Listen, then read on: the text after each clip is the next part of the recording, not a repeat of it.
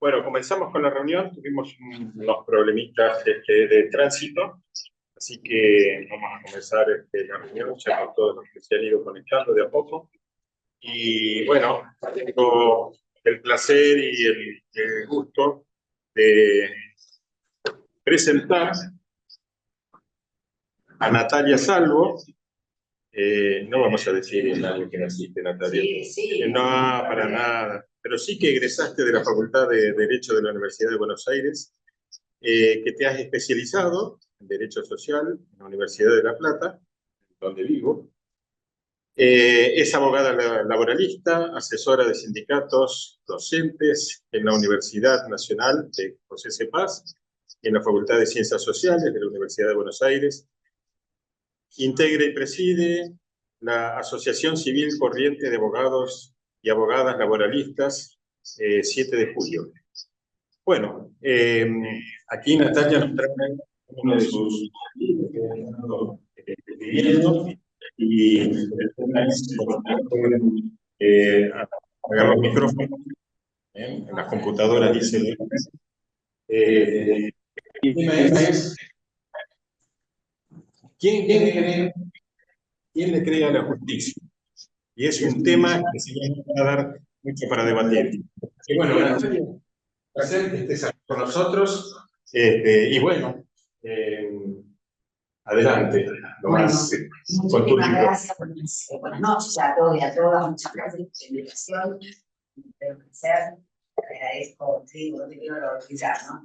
No, estoy bien. Igual. Diga, Daniel, igual. Por la invitación, la verdad que para mí, cuando coordinamos el uso de esta charla, no estaba en suceso de conocimiento, más allá de que la centralidad del sistema de justicia del Poder Judicial siempre se encuentra en la que importa, ¿no? Yo creo que cuando hablamos del sistema de justicia, la primera idea que aparece en el inconsciente colectivo es de algo inaccesible.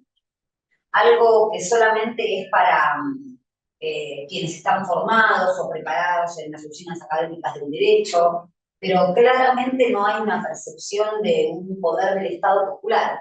Y cuando digo popular, me refiero a que el pueblo tenga una instancia de escrutinio para el Poder Judicial.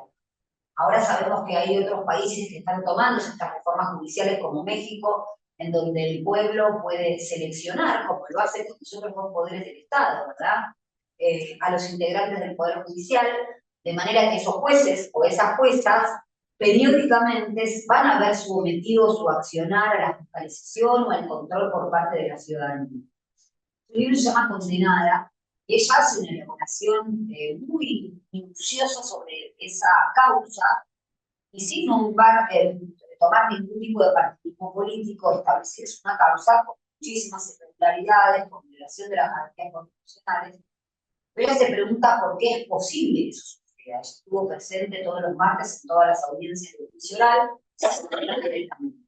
me pidió a mí que integre la mesa de presentación en la Feria del Libro para hablar como abogada. La verdad es que yo lo que hablé es de la concepción que tiene la gente del derecho, de lo problemático que resulta hacer una cosmovisión totalizante de lo jurídico, todo verse desde el plano de lo jurídico, si esto es delito, si esto no es delito. Y por supuesto del peligro que entraña para la democracia pasar por el tamiz de lo jurídico, lo que en realidad tiene que ver con lo político.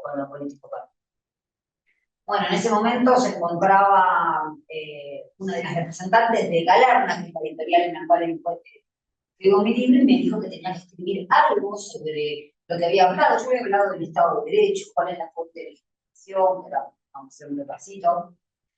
Cuál es el rol del Poder Judicial o de la justicia, por qué es un poder tan aristocrático. Pero yo decía, voy a escribir de algo que hablo continuamente en la facultad, cada vez que voy a dar clase. Pero bueno, evidentemente es un tema que yo escuchaba frecuentemente varias manifestaciones de o clientes, o parientes, o amigos. Primero, yo no entiendo nada de leyes, entonces no puedo hablar. No, sin embargo, hay mucha gente que no entiende de política o de fútbol y habla todo el mundo. Eso es porque no es popular. Después, yo quiero, o sea, como abogada, hace más de 20 años que ejerzo derecho laboral, yo solamente quiero lo que me corresponde. Lo dificultoso me resultaba explicarle al contrincante que lo que le corresponde lo va a determinar un ser humano que se llama juez, que es ese mismo que no tiene ningún voto.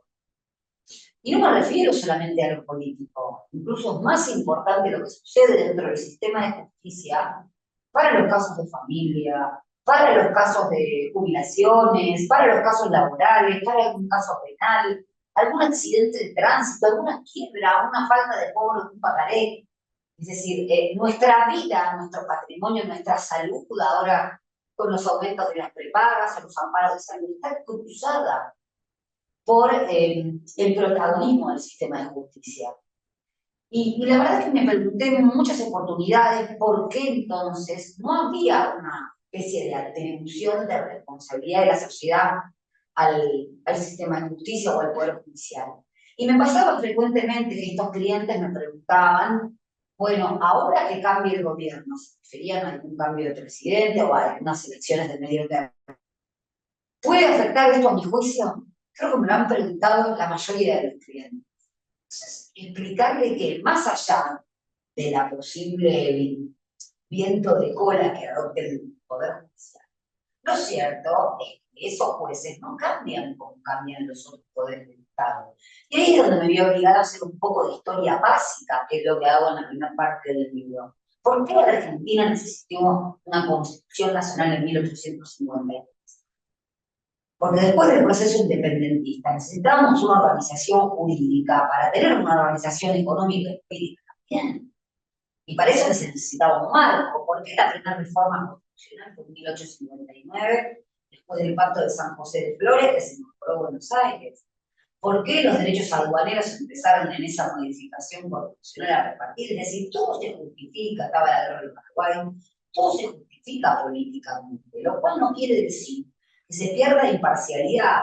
Lo que se vivencia ahí es que las normas tienen por finalidad organizar un país, organizar la convivencia entre ciudadanos, pero también la relación entre esos ciudadanos y el Estado. Y la verdad que no podemos omitir en esta situación, y algo creo que yo muy parecido está sucediendo ahora, el rol que tuvo la Revolución Francesa, la independencia norteamericana, de cuya constitución copiamos en todos sus aspectos, porque en ese momento había finalizado ya un punto medieval, una legitimación del poder monárquica por parte de Dios, la famosa divina providencia, y eso no fue por consenso, no fue por un grupo de WhatsApp, fue por una institución social de proporciones enormes, que parió lo que hoy conocemos como el Estado de Derecho, con tres pilares de la igualdad, la libertad y la fraternidad. Pero esto lo que cambió es que es fundamental, se sustituyó la fuente de legitimación de cualquier poder de Dios al pueblo. Entonces surgieron un montón de doctrinas para justificar eso. ¿Qué nos hace pensar que el Poder Judicial tampoco tiene legitimación en el pueblo? Ese es el punto. Y de ahí los grandes debates. ¿Podemos controlar a los jueces? ¿Podemos votar a los jueces? Por supuesto que el Poder Judicial, al no tener un control, una auditoría genuina, efectiva, replica esa lógica que se llama la famosa familia judicial, no solo porque hay una integración en contra de la integración democrática en donde hay familiares, amigos y demás, sino porque tienen una lógica aristocrática en este sentido, es una lógica objetiva, estructural, hablan en un lenguaje difícil, no pueden llegar al pueblo. De hecho, en un caso muy conocido hace 2 o 3 años en el sur, una jueza que para una especie de reafiliación con una chiquita le envía la sentencia en una carta con emojis y le dice que a la chica, más allá de la notificación formal, que esa jueza estaba a disposición por cualquier cosa que quisiera que le explique y demás. La destrozaron cuando el derecho era de esa niña, más allá de las notificaciones formales. Entonces, ¿para qué está el derecho? ¿Para que no se entienda? ¿Para que sea más fácil perforar derechos en mayorías con un lenguaje encriptado? ¿Para no reconocer esos derechos? Entonces, ahí es donde uno se pregunta qué pasó. Y la verdad es que el Poder Judicial se conforma originariamente en la Corte Constitucional y Letrada, una palabra lo dice, antes de la Ley 1440 de educación obligatoria, primaria, la mayor cantidad, el 70% de los argentinos eran analfabetos. Entonces, ya que para conocer la ley tenían que saber leer y escribir, de ahí viene esa palabra. Pero ese sesgo aristocrático pues, continuó. Lo que no continuó fue la perspectiva que le dio Alberti al Poder Judicial. Él decía que como no era Alberti, vamos a que como era un pueblo justamente que no estaba sometido a la soberanía popular directa, tenía que ser un poder desigual y que tenían que tener mucho cuidado para controlar a los otros poderes del Estado, cuyos integrantes sí eran elegidos en ese momento, tenían más control. La verdad que eso tampoco se logró. Pero digo, la historia es interesantísima porque el primer golpe de Estado en nuestro país, el 6 de septiembre de 1930, cuando derroca a Irigoyen, 4 días después la Corte saca una acordada que es como una especie de norma interna, en donde a través de la doctrina de facto valida ese golpe de Estado. Ayer fue el 16 de junio, se cumplieron 70 años de la Plaza de Mayo y digamos, el principio del fin del gobierno constitucional de Juan Domingo Perón.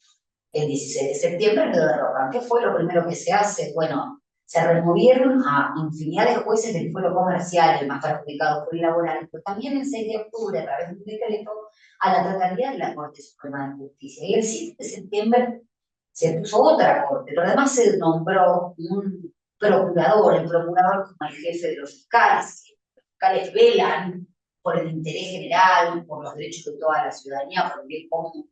A un tal Sebastián Soler, de un signo político marcadamente conservador, que fue quien validó la pena de muerte que rigió en Argentina por menos de 4 horas, el 9 de junio de 1956. Entonces, ¿qué pasa con esto? ¿De qué hablo yo luego? ¿De qué el derecho es un producto social? Y lo sabemos muy bien, cualquiera que es contemporáneo nuestro sabe que la ley de divorcio vincular surgió en 1985 y antes la gente no se podía separar. ¿Por qué? Porque el derecho estaba casi inexcusablemente confundido con la religión católica. De hecho, es la Iglesia la primera que lleva los controles de los nacimientos, las defunciones, los matrimonios. Entonces, esta cosa de Maquiavelo, de separar la política de la religión, bueno, sucedió también con el derecho, más allá de que el derecho tiene un antecedente del derecho canónico muy importante. Pero digo, la ley de divorcio vincular fue producto de esa lucha social, la patria potestad compartida también en la misma década de los 80, la capacidad de la mujer para contratarse en una venia marital en 1968 con la modificación del Código Civil. Y la verdad es que muchos de los derechos que hoy tenemos antes fueron delitos, ni siquiera les digo conducta protegida, delitos. Hoy en día la huelga es uno de ellos. Hace poco fue el Día Internacional del Trabajador, el trabajador en uno de los mártires de Chicago, pues no a los héroes de la Patagonia, de la Antártica. Digo, fueron sucesos que se vivieron a nivel mundial y a los integrantes de los mártires de Chicago los colgaron también hicieron juicios. Digamos, hoy hablaríamos de Lofer para esos mártires de Chicago. ¿Y qué pasaba en ese momento? Cualquier unión de trabajadores o cualquier reclamo, era un delito que afectaba la acción del Estado, no solamente la represión, sino también hasta la muerte, depende del país. Entonces me parece importante esta idea, ¿no? Que yo la dejo sentada al principio en el libro. El derecho es un producto social. Esto tiene que ver con la filosofía del derecho. Hay quienes dicen que las leyes son naturales, el derecho a la vida es natural, rige acá, en otro país del mundo, en cualquier tiempo. Hay otros que son contrarios a los naturalistas, que son los que pregonan esta, que son los positivistas, que vienen un poco de la mano de lo que sucedió en la ciencia a nivel general a principios del siglo XX, de asimilar cualquier ciencia social a la física, a la matemática, y tratar de encontrarle algo objetivo, los positivistas, pero viene demás. De eso tenemos a Hans Kelsen, que nos habla de la teoría pura del derecho. Y dice, el derecho no tiene que tener contaminación social, pero es un poco loco. El ser humano es una contaminación social caminando. O sea, en una sociedad, en conflictos consustancial, no hay que negarlo. Y después están los que hablan de la teoría ecológica del derecho, que dicen, a ver, amigos y amigas, el derecho socio, claro, el derecho es, no se puede ver por fuera de las relaciones de poder, de las instituciones en donde se ejercen esas relaciones de poder. Y ahí empezamos un poco a estar más de acuerdo.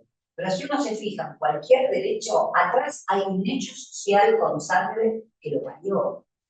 No como la putea de sí misma, sino que parió, gestó. Y de hecho la ley del voto obligatorio y universal, vino, por supuesto, en 1912, la ley San Peña, también en un país en crisis, ya 4 años antes del primer gobierno de Irigoyen, con un cambio social importante. Y también el voto femenino. Digo, si uno escucha los debates del voto femenino, hoy no nos extrañaríamos tanto, campean un poco en el discurso público justificativos de esas características, del cerebro de la mujer pesa menos, o la biología de la mujer está condicionada para ser mamá y el ámbito doméstico. Digo, creo que ahí había más honestidad, ¿no? Un poco más de honestidad intelectual en cuanto a lo que se pensaba respecto de la capacidad de la mujer para estar en la vida pública. Y las mujeres tenemos leyes como la ley de tratados internacionales de protección integral de la mujer en su vida pública. Y acá hay otro concepto que hablo mucho y que ahora está muy bien aquí. El concepto de desigualdad. La verdad que no somos todos iguales ante la ley. Yo no soy igual que nadie. Carper Indique, Elon Musk. Una persona con menos recursos que yo tampoco es igual a mí. La igualdad de la ley como paradigma, como pauta valorativa, es un punto de llegada, por lo menos tal como la consiguieron los franceses en ese momento. Pero, ¿quién equipara o quién iguala? Bueno, justamente la acción del Estado.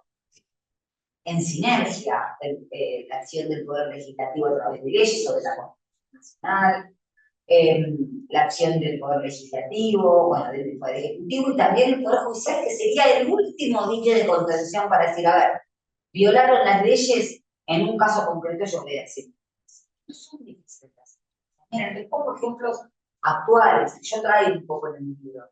Los aumentos desmedidos que hubo de la prepaga fue a través de la derogación de la ley de regulación de medicina prepaga por parte del decreto de necesidad de urgencia. Ahí tenemos un montón de cosas de la ley. Un decreto de necesidad de urgencia habilitado por la Constitución, que no es de necesidad de urgencia. Una ley para consolidar los derechos del consumidor, que están en el artículo 42 de la Constitución Nacional. Y bueno, casos concretos que aceptan en base a que, bueno, planteamientos de los aumentos de las cuotas más de un 100%, personas de edad avanzada con tratamiento oncológico en curso, que no pueden solventar la cuota. Entonces, el derecho no es solo leyes, son principios de equidad, principios de la vida por encima de lo económico, y esto es otra cuestión central. La misma Corte Suprema de Justicia dice en cualquiera de sus composiciones que no hay derechos absolutos. Todos los derechos son relativos, incluso el derecho de propiedad. El rol del Poder Judicial es tratar de armonizar por rol esos derechos para menoscabar lo menos posible los derechos del bienestar en general. De hecho, tuvimos la pandemia hace poco, un decreto de necesidad de urgencia que estableció el aislamiento social, preventivo, obligatorio y demás, y por supuesto que se limitó el derecho a la circulación, que es un derecho constitucional básico.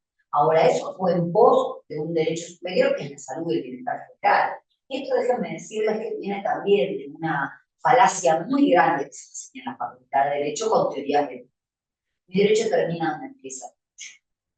En realidad los derechos no son cajoncitos, compartimentos estancos, porque la verdad que no es así. De hecho, los mismos mártires de Chicago se le decía, mi derecho a la vida empieza donde termina tu derecho a las ganancias y a la rentabilidad, y así les fue. Entonces hay que saber que el derecho, además de un producto social, es una correlación, una disputa de poder constante.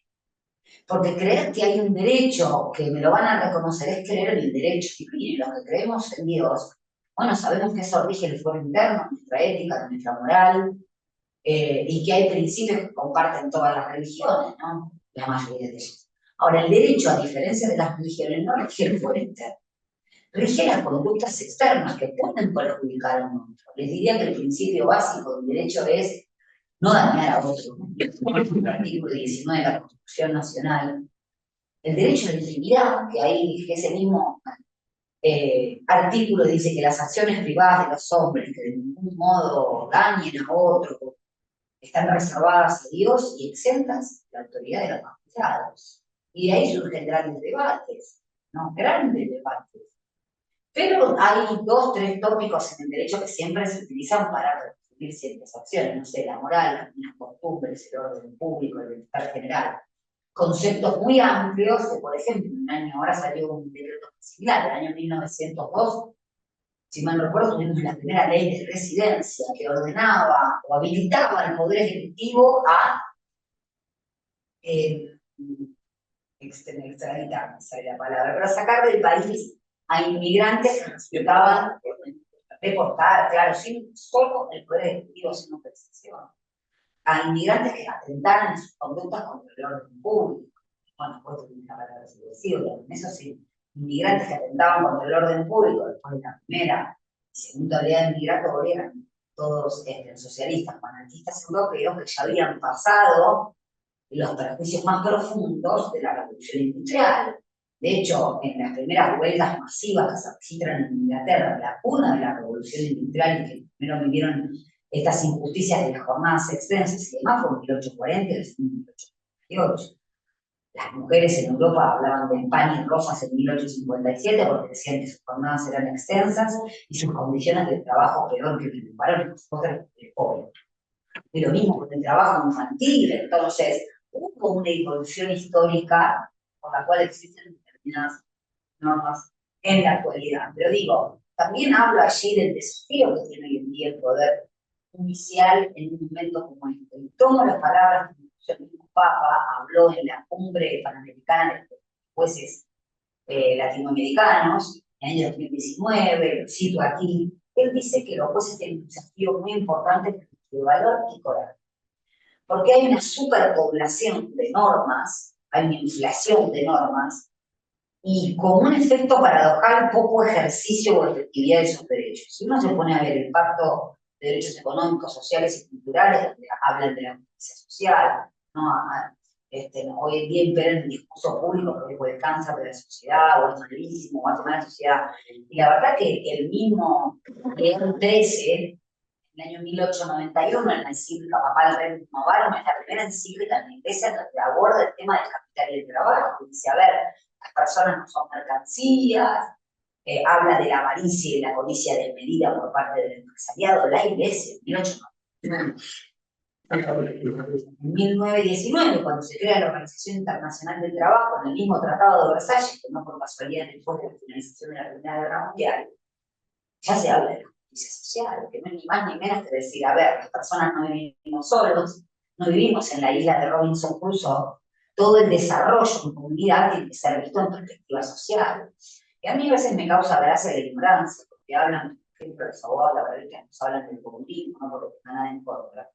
Pero el derecho al trabajo es producto de una sociedad industrial capitalista. Para poner un poco de límite y lograr esos derechos constitucionales que surgieron en aquella Revolución Francesa, nada más lejos. No estoy haciendo un juicio de valor, dato histórico. Reconoce la posibilidad de apropiarse del trabajo del otro, reconoce la propiedad privada. Pero bueno, el límite parecía que es nefasto, y esto va de la mano, digo acá, de todo lo que se llamó constitucionalismo social, que no por casualidad vino también después de la Primera Guerra Mundial, Alemania, México, las constituciones en 1917, 1919, en nuestro país tuvimos la del 49, se derogó en el golpe de Estado, pero Italia en 1954, todos hablaban de lo mismo, de la justicia social, de la necesidad de una intervención del Estado. Bueno, espero que tuvieron bien los norteamericanos, después de la crisis de 1929, la crisis de la bolsa, y también lo vivieron después de la crisis del 2007-2008, todas crisis financieras, en donde era necesario reactivar el consumo. ¿Ustedes creen que la ley no tuvo nada que ver ahí? La ley llegó siempre, la revolución productiva, tecnológica, cualquier tipo de revolución nunca viene de la mano de la ley, siempre es una consolidación, en todo caso, de un pensamiento general. Pero cuando el Papa manifiesta esto, vemos la relevancia del protagonismo que cobró el Poder Judicial en los últimos tiempos. Y esto es porque hubo una franca retracción del poder político, hablo mucho de eso también, de la pérdida de legitimidad, de credibilidad del Estado, de la política, como instrumentos de modificación o de transformación o de expresión de distintos puntos de vista, y del Poder Judicial, que aquí cito encuestas, 8 o 9 de cada 10 argentinos no creen el Poder Judicial, y por encima de eso está la Corte Suprema de Justicia como el máximo del país. Y yo creo que 8 o 9 argentinos de cada 10 no tienen ningún pensamiento político, con lo cual acá hay una demanda social de un poder del Estado no está funcionando. Ayer salieron a conocer, y no porque tenga nada en contra de los salarios elevados, muy por el contrario, creo que hay que aspirar a eso en una sociedad. Pero un juez de la Corte Suprema, que tiene paritarias consigo misma se decretaron un aumento del 2,2% mensual retractivo a abril. Estaban cobrando aproximadamente entre 18 y 19 millones de pesos cada uno. Cobra más que el presidente de la Nación. Bueno, parece fantástico. Sea quien sea, presidente de la Nación, sea Milei, Alberto Fernández, Macri, no voy para atrás, está expuesto al escrutinio popular. Los diputados y senadores también, al escrutinio.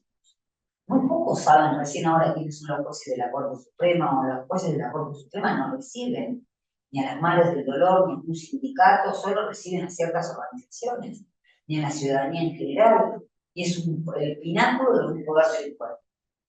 Entonces, a través de estas encuestas y de la legitimación, digo, ¿cómo se sale de esto? Y ahí, yo creo que cuando se habla de reforma judicial, para saber que pueden hablar ustedes, porque si no hablo siempre yo en un monólogo, no se habla de una reforma legal. Tuvimos hace poco en el gobierno de Alberto Fernández una comisión que se encargó de hacer una necesidad de reforma que no sirvieron para nadie, de hecho, creo que es al canto, pero habló de una modificación de las competencias de los juzgados federales y penales, como si fuera el único poder judicial, ¿no? Pero los juzgados laborales que son muy pocos en relación a la población, tenemos disputas, digamos, geográficas en relación a si a clase aplica la Constitución de la Ciudad de Buenos Aires o al ser una ciudad federal. No, hay infinidad de discusiones, están abajo la política partidaria, por supuesto, también. Y la reforma judicial no viene de la mano de una ley solamente, viene de la mano de la modificación de las oficinas académicas, cómo le enseñan el derecho, que es lo que hablamos recién, a los futuros jueces y juezas, a los futuros jueces fiscales y fiscalas. Y eso por un lado, ¿no? Pero también la sociedad tiene que cambiar la concepción de qué es esto que les comentaba yo de los ¿qué es el Poder Judicial? ¿Para qué está? ¿Tenés posibilidad de participar? ¿A quién le vas a reclamar? ¿Qué incidencia tiene en tu vida, en tu patrimonio? No sé, vamos a pensar, compramos algo en algún supermercado o algún comercio electrónico, un celular, tenemos un problema con la prepaga. Y hoy, por ejemplo, los tribunales de consumo son previos a las instancias judiciales. Y ustedes me van a decir que son iguales a, no sé, tienen un problema con Mercado Libre, con el Sur, con el Tenoro, con personal. No es lo mismo. Y yo lo puedo asegurar, hay personas que la parte al medio, haber comprado una heladera, haberse gastado todos sus ahorros y que esa heladera venga a fallar y le quieran pagar un monto que 2 o 3 meses después, licuado por la inflación, es el 30% de esa heladera. Esos son los problemas que debería resolver el Poder Judicial de manera confiable, de agilidad, territorialidad, que sea fácil. Entonces hay un debate muy interesante en ese sentido. La cosmovisión, la visión de la sociedad respecto de lo que ese deber judicial le debe es muy importante también. Tenemos una segunda dimensión. Entonces, la dimensión académica, la dimensión legal, la dimensión de la sociedad son muy importantes. Y creo que por último acá lo que planteo es que en el libro que el derecho tiene una vinculación con el amor muy importante y sí con un juez alemán del siglo XIX, que él se había dedicado toda su vida a ser juez por vocación, y que él consideraba que el amor para él era omisión, también omisión de dañar, que el derecho debería ser complementario de ese amor, o pónganle amor al prójimo, o pónganle según los términos de nuestro preámbulo del bienestar general, no querer dañar a otra persona y si uno la daña tratar de repararnos la reparación ante ese daño. La verdad que creo que es un concepto que hay que rescatar, porque el derecho solo rige en una sociedad que se concibe como colectiva. Si nos conseguimos todos como individuos, que podemos hacer o sujetos, justicia por mano propia, entonces se destruye la matriz social, se destruye la matriz estatal, se destruye todo lo que tenga valor a colectivo, como por ejemplo el derecho, que es un sistema de normas colectivos. Así que aborda infinidad de temas, por supuesto también la integración del Poder Judicial, lo que viví después de 20 años de ejercer la profesión, no hago autorreferencialidades, pero sí un poco la descripción de cómo es esa lógica. Y la última cosita, después de la reforma constitucional de 1994, quien se encarga de controlar el accionar de los jueces y de seleccionarlos y de incluso administrar el presupuesto del Poder Judicial es el Consejo de la Magistratura de la Nación. Un órgano que está compuesto por estamentos, senadores, de diputados, de integrantes del ámbito académico, abogados de la matrícula, representante del Poder Ejecutivo, y la verdad que el único control indirecto por parte del pueblo son los diputados y los senadores. Y la verdad que hace poco, les traigo un caso que tuvo repercusión, y hará creo que menos de un mes, ese Consejo de la Magistratura que nunca sancionó y promovió ningún juez. Y que puedo asegurar que es, tanto ahora en el financiamiento de los derechos, también hablo de eso, es muy caro de sostener, infinidad de asesores, infinidad de, bueno, que no estaría mal si surtiría sus efectos, pero se desestimó la denuncia o la aplicación de una sanción a los jueces de Estado conmigo, que perdieron, según lo que dice no solo la Constitución Nacional y la misma jurisprudencia de la Corte, sino los principios de Bancalor, que son unos principios internacionales de cómo debe ser un juez imparcial, debe ser. Son jueces que adulteraron facturas, jueces que se filtraron en chat y que fueron pagado ese encuentro por grupos económicos, y con esto digo, la imparcialidad es la equidistancia y el parecer, el semblante de juez que debe tener un juez, sobre todo si tiene causas de sensibilidad institucional. De hecho, nosotros los abogados y las abogadas hablamos del alegato de oreja, porque los jueces nos dicen, no, si yo voy a hablar, o sea, un juicio laboral, soy representante del trabajador y quiero hablar con el juez ante el dictado de la sentencia, me va a decir, no, doctora, según la acordada 7/04 es un acuerdo civil porque es un alegato de oreja. Me está hablando en ausencia de la otra parte y es una muestra o una posibilidad de entender una parcialidad o alguna inclinación.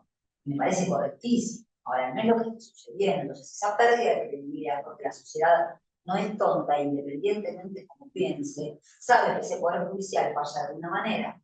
Si hay un poder económico en el medio, me refiero a esto, por ejemplo, a la tarifa que se estableció en plena pandemia, respecto de la telefonía celular, fija y servicio de internet, por DNU, y que fue desestimada porque ahí, con la concentración económica que hay, ese dueño de esas redes, yo lo en el cielo. Y se habla de los países europeos, en otros países el internet es un derecho humano fundamental, porque hoy en día se accede a la ciudadanía, a muchos aspectos de la ciudadanía de ese servicio. Así que, bueno, todos esos temas que parecen generales, que tienen que ver todo con la justicia o con el valor justicia, no, sino el sistema de justicia, cómo funciona y cómo lo podemos hacer más operativo, más eficiente y que cumpla con nuestros derechos, está. Así que, bueno, abierta a preguntas.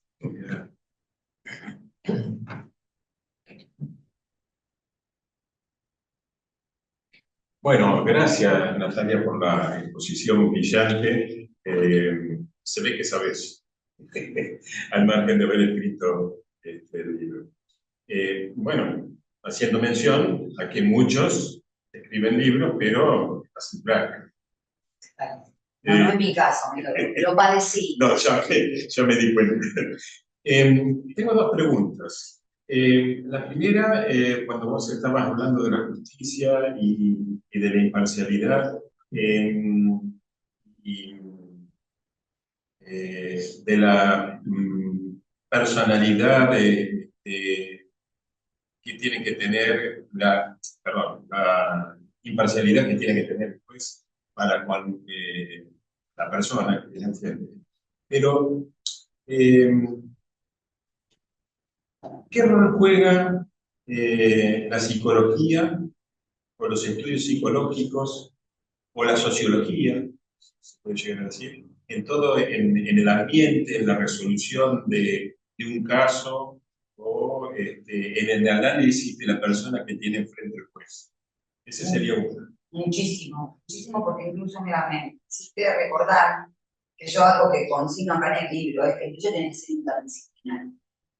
No podemos dejarlo afuera de su ponderación o jugar a la sociología, a la psicología. Y la psicología del juez que la tiene, ¿no? Lo que no tiene que hacer es trasuntarlo a través de una sentencia judicial. Por eso se requiere que cuando toma una decisión la fundamente de manera pormenorizada, porque esa decisión no tiene que ser arbitraria, discrecional, monárquica. Se juega un rol muy importante, incluso en las técnicas de negociación. Los procedimientos se pueden terminar no solo a través de una sentencia, sino con una conciliación, con una transacción, y ahí juega mucho el rol de quien acerca a las partes, puede ser el juez. ¿Por qué? Porque atrás de un conflicto jurídico muchas veces las personas son seres humanos, hay conflictos emocionales y a veces la traba para resolver ese conflicto jurídico es esa cuestión emocional, sobre todo si se trata de algún conflicto existente entre un empleador, persona humana o física y una sociedad grande y ese trabajador, pero además otra cosa por la cual influye. El derecho es lenguaje, y todo el lenguaje está cargado de valoración. De hecho, hoy lo vimos con la palabra libertad. La libertad no se agota en la libertad del mercado, la libertad sindical también, otra cosa. Yo creo que el papel que juega tanto la psicología en la persona que va a pedir justicia, digamos, como en el juez es muy importante. De hecho, una de las pruebas ante, por ejemplo, daño psicológico es una crisis psicológica. Pero esto ya tiene que ver con otro tipo de daño. Cómo juega en la que va a consultar, que es el juez, es trascendental. Por eso creo que también el requerimiento de objetividad. Sí, la pregunta estaba porque me quedé pensando en el que le había enviado esta cosa y que había sido reprendida de alguna manera. Si me muere un corazón o un telefonito, que se puede llamar por teléfono, claro. Ese tipo de gráfico. Bueno, la otra pregunta va por el plano religioso, ya que lo estás hablando. ¿Cómo jugó, o te parece que jugó dentro de lo que es el ámbito jurídico las acciones del Papa Francisco? Yo creo que jugaron con un protagonismo indudable. Pero eso creo que fue por la acción política del Papa, ¿no? No es explicado. El Papa no habla de política partidaria, pero actuó como un estadista en ese caso, como un representante de un interés mayoritario, que lo veíamos, ¿no? Tal vez no estamos acostumbrados, por lo menos que en la Iglesia Católica se tome posición en relación, por ejemplo, a la justicia, él lo decía, o a la persona que tiene hambre, y que eso se proyecte en lo público. Cuando digo lo público me refiero al reclamo de políticas de Estado o al accionar, cierto accionar en relación como está dando la crueldad. Eso me pareció que fue muy, muy importante. De hecho, por eso lo siento también en el libro, porque es raro que el Papa hable en una cumbre con jueces de una manera tan específica y tan formada de la problemática. De la de normas, la reglamentación paradojal, la falta de efectividad de esos derechos. ¿Es una persona que realmente está asesorada o sabe cuál es la problemática en los sistemas de justicia, por lo menos de Latinoamérica?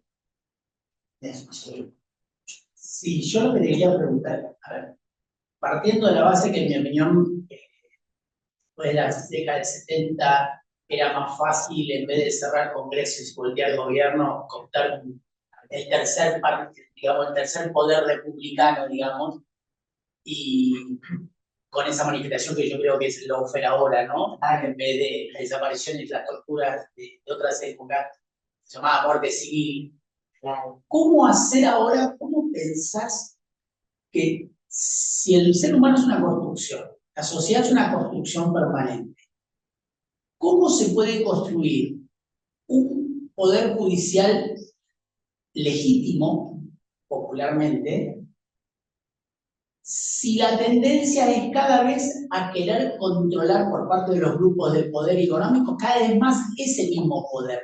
¿Cómo se puede construir una alternativa? Porque la realidad es que México hace 3 semanas, fines de semana, hubo elecciones del Poder Judicial, pero sin embargo hubo todo un hostigamiento, fíjate que hicieron todo lo posible para que la gente no vaya a votar eso, para que o sea, ¿cómo pensás vos de aquí en más, a partir de tu libro y lo que vos pudiste indagar de la construcción de por qué nadie le cree a la Corte o a la Justicia o a la Corte de Representantes? Porque ¿cómo pensás que se puede cambiar el camino para tener una justicia legítima por sobre una construcción de poder que se sabe que está manejada de afuera y que opta todo ese poder. Oxigenando lo de popular, variante. ¿Por qué digo esto? Porque vos bien te referís al poder real, lo que se llama poder real, el poder económico, si uno se pone a pensar en términos cuantitativos, en los demás compra Twitter con el mismo monto que la Argentina compraba en 2018 el préstamo con el Fondo Monetario Internacional. Si eso no es retracción del poder político respecto del poder económico, que tienen, hay empresas unicornios que tienen un PBI, que tienen un patrimonio más grande que el PBI de un Estado, entonces, ¿de qué hablan? Y no digo con esto que no existe la casta política, pero digo, el problema está en otro lugar. Yo creo que ese poder real, bien dijiste vos en su momento, echó mano al poder militar, va buscando terminales. Cuando una terminal le resulta infructuosa, buscará otra. No se puede suprimir, digamos, ese poder real, porque el poder son relaciones, ¿no? Y hay relaciones de poder. Entonces yo creo que oxigenando lo que hace es quitarle más poder a esa corporación que al ser inamovible o al poder estar manejada por un presidente, como pasó en nuestro caso, en donde trasladaban jueces en contra de la Constitución Nacional sin acuerdo del Senado y demás. Entonces eso, llenarlo de pueblo, hace que pierdan ese atractivo para el poder, ¿no? Lo cual no quiere decir que no vayan a seguir haciendo daño, entre comillas, pero me parece que es una manera, por eso me parece que hay ensayos también como en México de voto digital. Incluso hay quienes dicen, bueno, que dicen esto es una opinión compartida por varias partes de la doctrina, respecto a la necesidad de, ¿cómo decirlo?, de discutir si los jueces tienen que ser sí o sí abogados, capaz, o que haya tribunales multidisciplinarios. Acá De hecho, lo hay, económico. Claro, pero yo me pongo a pensar, digo, en nuestra Constitución habla de los juicios politizados, porque es copia de la Constitución de Estados Unidos. Y sin embargo, aquí no está implementado ese juicio politizado, porque yo he escuchado argumentos, ¿por qué te da miedo? Y porque no conocen la ley. Pueden conocerla. Pero ¿acaso cualquier diputado que integra la Comisión de Salud en la Cámara de Internación son todos médicos? No, tienen asesores justamente.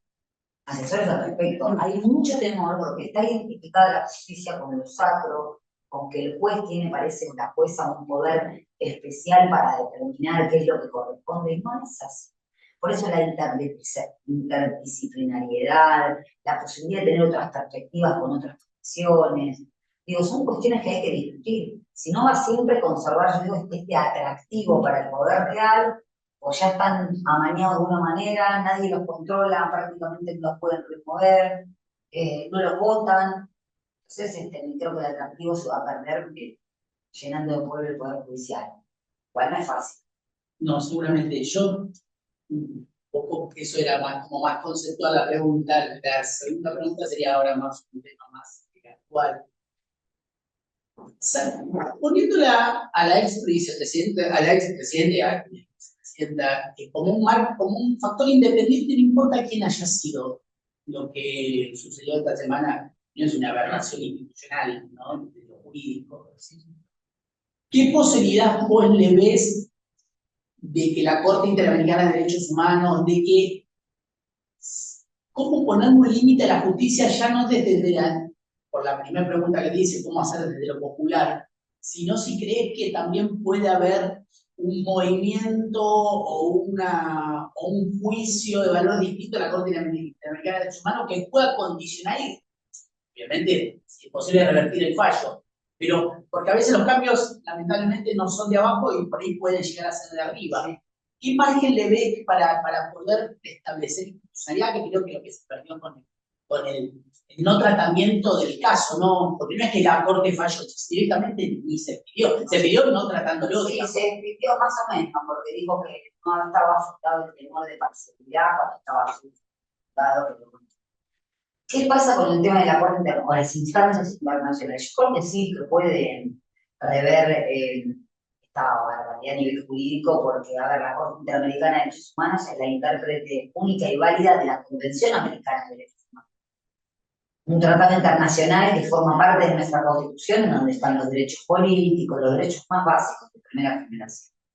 El tema es cuánto, porque demoran mucho esos tratados internacionales. De hecho, lo de la resolución de la Corte fue obsceno, porque, por ejemplo, la Corte tiene para resolver juicios de lesa humanidad hace entre 4 y 13 años, más alto.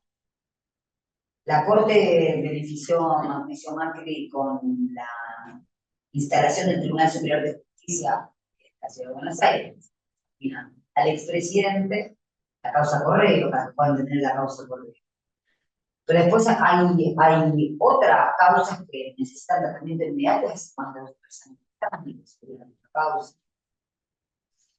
Entonces, con la premura que le están metiendo, creo que puede tener una repercusión muy importante, pero no va a ser oportuna. Extemporáneo. Totalmente, sin duda. Es un poco otra de las cuestiones del sistema judicial, lo que tarda. Acá nosotros también tenemos. Claro, lo que tarda, de hecho la Corte no tiene plazos para fallar. Entonces, fíjense cómo se facilitan las arbitrariedades con falta de normas, ¿no? Y además, o sea, de manera, insisto, obscena, porque se ha planteado reformas judiciales y los jueces salían a hablar en televisión, que no es lo más recomendable, por esto de ser y parecer, a decir que ninguna reforma judicial de determinadas características iba a pasar por el Poder Judicial, porque ellos van a decir la constitucional o no. Entonces, esto lo marca siempre la renuncia Faroni. Hay un vacío legal muy importante en nuestra Constitución para ver qué pasa en el caso de extralimitación del Poder Judicial. ¿Quién lo controla? Ustedes saben que la República es un sistema de pesos y contrapesos.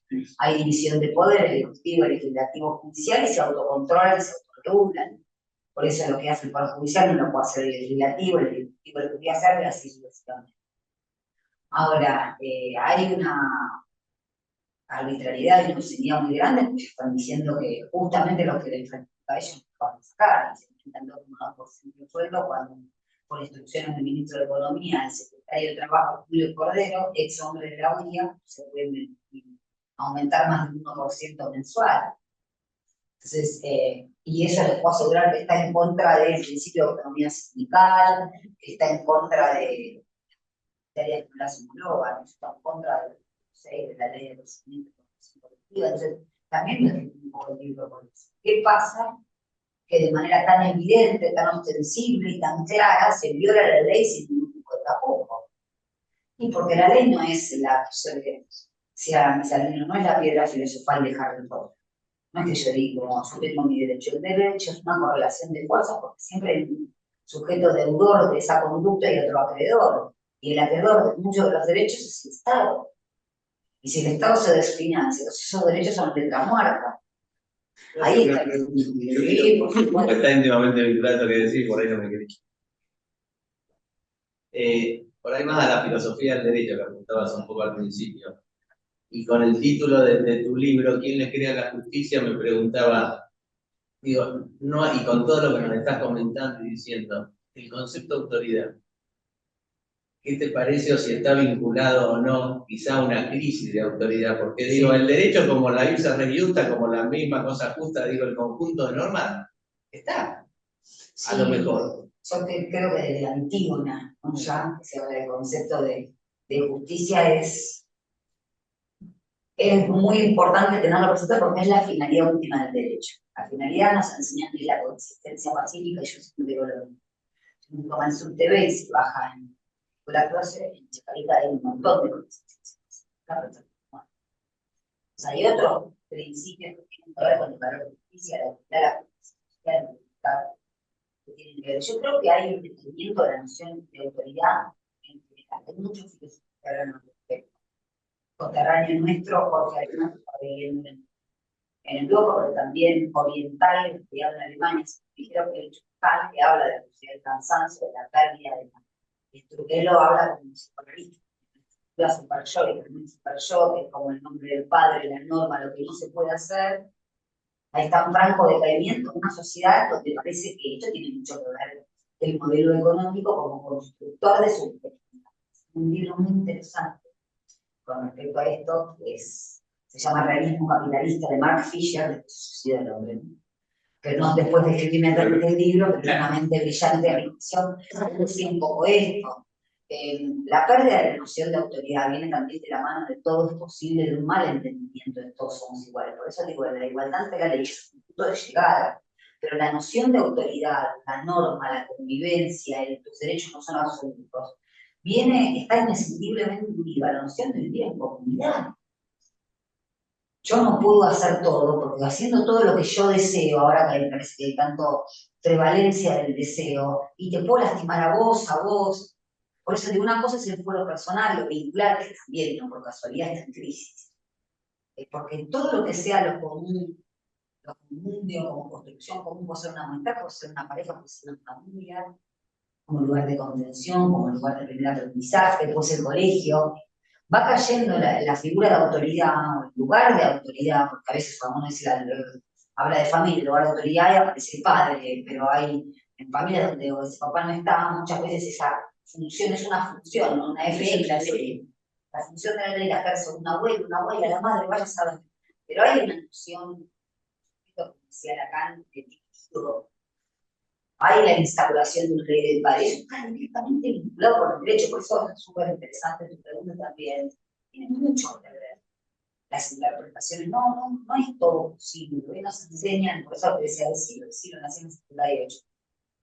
Hoy nadie muere, todos somos jóvenes eternamente, todo es posible, depende de una cuestión de vibra y la verdad que no. Sí, las condiciones materiales de existencia o el poder, yo no le puedo decir al chino de la vuelta en mi casa, tengo que procurar mi existencia, todo es posible, voy a tomar un pan de manteca o un litro de leche y medio litro de carne. Pues la verdad es un sistema en donde ahí se va a sentir el peso de la estructura, ¿no? Yo compro con mis ingresos, con autónomos, con mi jubilación, con mi pensión, con mi salario, y esa es la puerta de acceso a los derechos.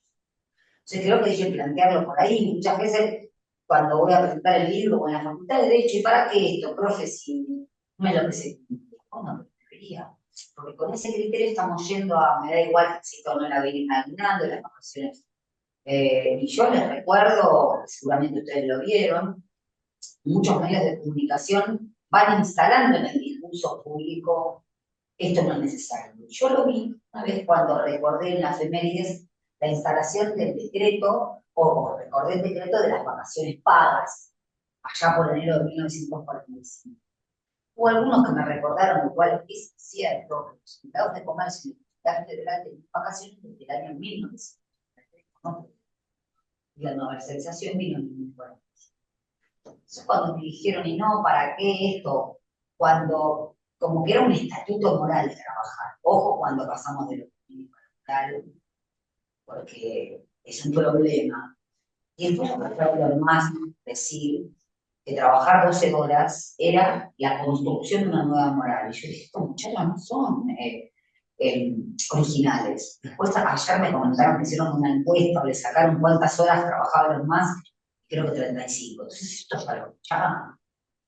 Animémonos y vaya, ¿no? Básicamente.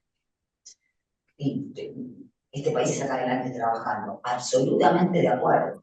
El punto es que ese trabajo, porque se ganancia salario directa a la comunidad. Y ahí entra el derecho y la formalidad. Claro, no invisibilicen el conflicto. O cuando esta construcción ficticia de una sociedad sin conflicto, uno mismo, uno solo tiene conflictos, es un conflicto caminante. En una familia hay conflictos que nos hace pensar que eso proyectado a gran escala, no, ahora no hay conflicto en la sociedad. Claro que hay conflictos. Y las leyes encubren intereses sectoriales. Y lo vemos, por ejemplo, la distinta mirada respecto de la huelga, que uno ve en todos los informativos, ¿cuánto salió la huelga? Sí, claro, la huelga tiene 40 años, no huelga. Pero ¿cómo fue visibilizado el conflicto del campo en el año 2008? Eso se llama blocado patronal, lo cual también tiene derecho. ¿Cuándo se empezó a visibilizar de una manera un poquito más negativa? Cuando llegó el desabastecimiento, recordarán.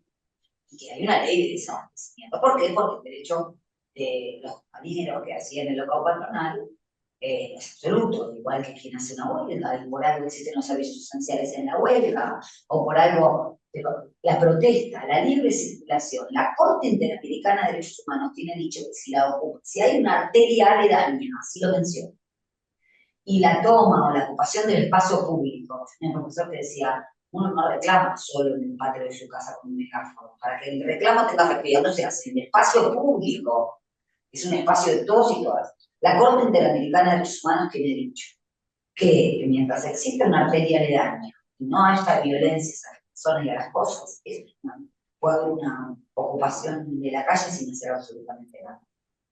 Tocando una cacerola, por ejemplo. Entonces, todo esto es para pensar, pero cuando nos quieren decir, es natural, esto es así porque así, sentido común, yo me pongo la mano en el bolsillo. Porque el sentido común atrás encubre intereses sectoriales, lo cual no es un pecado. El tema son los de quiénes. Por tanto, se habla de falacia o la falacia del todo y la parte. Cuando la parte intenta pasar sus intereses sectoriales por el todo, es el famoso todos los argentinos, y se armina a cerrar con lo de las vacaciones. Yo empecé a ver en los diarios, se puso de moda vivir en 18 metros cuadrados, y mostraban departamentos parisinos con un mobiliario propio para esos 18 metros cuadrados, también con que era saludable, se había descubierto en la Universidad de Cambridge, no sé cuánto, que no se comer tierra. Hasta ahí yo ya estaba un poco sorprendida. Después las vacaciones mentales, y me acuerdo la foto, un señor tirado en un sillón con toda una escenografía blanca en el sillón, lo último que me acuerdo, hasta ahí ya sacame la 8, me dice horrible, el salario emocional. Yo decía, vos vas y comprás, ¿le puedo pagar al señor del supermercado con salario emocional? O sea, realmente es un personaje para nosotros. Y el otro día escuchaba a Capusotto decir que el humor se produce cuando hay una distancia considerable entre la realidad y la sátira. Y ahora había cosas que más que risa daban miedo, estaban muy acordes, muy cerquitas de esa realidad. El personaje de Nicky Vainilla, por ejemplo. Se cumple el absurdo. Yo recuerdo un personaje en un capítulo donde había una especie de copa para ponerle arriba al pobre y después se lo hacía desaparecer de la imagen. Hace poco el jefe de gobierno de esta ciudad hizo algo parecido en una publicidad, entonces o es pobre porque quiere, y escuchamos decir uno es discapacitado, yo no tengo la culpa porque pagarle. Entonces digo, ojo, porque la rana se cocina de poco, dicen que se muere de a poco, cuando empieza a fría no se da cuenta. Ojo que el discurso no sea esa rana que se va calentando, que después también escuché y cierro con esto. A mí hay cosas que me dan furia, bronca, como nos pasa a todos, que un varón de acá. Un señor de 90 años va a vender en Plaza Constitución 3 encendedores por mes. Y vi el comentario, 5 años más o menos, decía ese señor no tomó el mérito necesario como para la meritocracia o para recuperarse su dinero. Pero ese señor no le pagaron los aportes y eso no depende de él, ¿no? Las contribuciones dependen del empleador. Yo digo, qué crueldad y qué sociedad que vive también le pusieron, ya vas a envejecer, vamos a... Más allá del derecho a la seguridad social, que tiene un carácter renunciable e integral a cargo del Estado. Me parece que tiene que ver con eso. Otra de las militancias era, se puso de moda trabajar hacia los 80 años. Sí, claro, si no te alcanza para ganar, más vale. Pero todas esas conductas que vos bien las puede ser de Capusotto pasando por la realidad misma todos los días. ¿Qué grado de responsabilidad nosotros tenemos a partir de ahora quienes no ni pergeñamos ni compartimos? Porque todos esos comportamientos que te estabas diciendo también,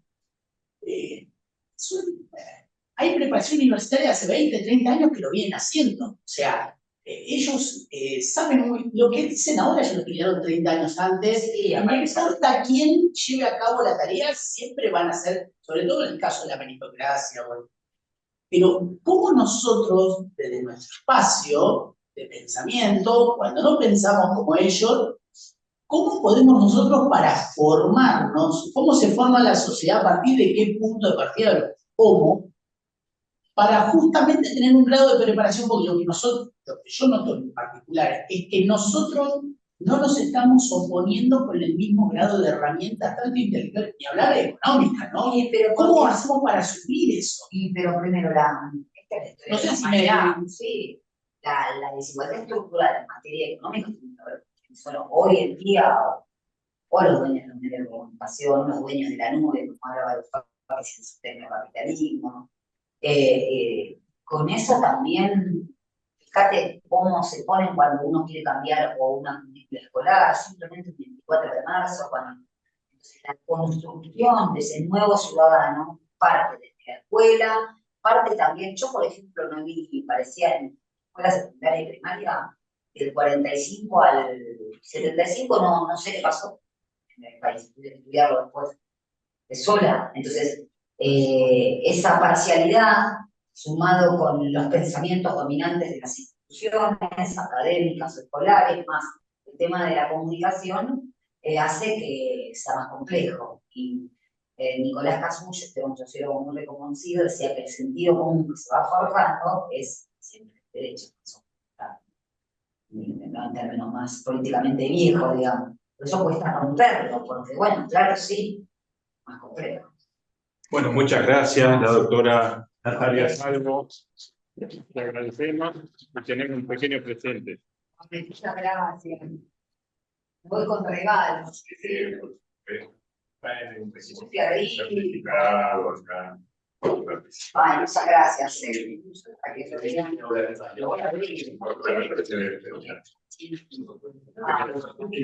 Para yo tengo en mi casa.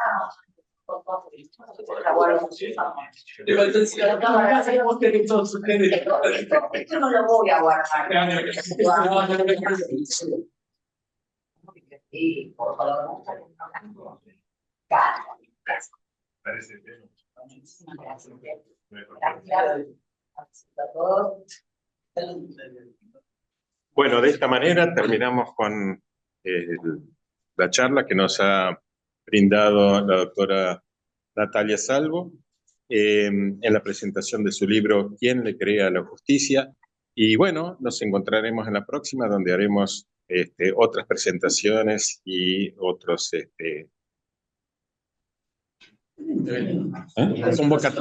convocatorias. Muchas gracias a todos los presentes. Será hasta la próxima.